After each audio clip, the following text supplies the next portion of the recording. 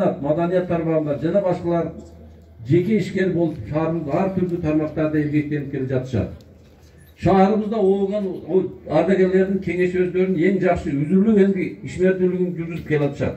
Шаардык жоокер интернационалисттер ооган согушунун катышуучуларына жана алардын үй бүлөлөрүнө материалдык, моралдык жардам көрсөтүүдө активдүү иштерди алып барышууда.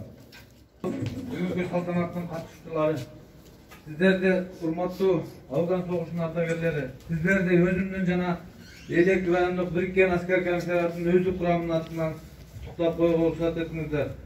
Урматтуу Afgan согушунун жоокерлери жана ардагерлери, сиздерди Советтик армиянын Афганистандан чыгарылгандыгынын 31 жылдык мааракеси менен чын дилимден куттуктайм. Биз бүгүн ошол согушта берген антын сактаган өз өмүрүн курмандыкка чалса дагы мекен алдындагы ыйык милдетин аткарган жоокерлерге таазим этебиз. Сиздерди кызмат учурунда батырларча көрсөткөн эрдигиңиздерди эч качан эч ким унутпайт.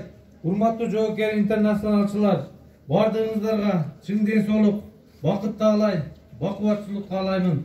Дайыма Кыргызстаныбыз гүлдөп өнүгө берсин. Дагы бир жолу байрамыңыздар менен.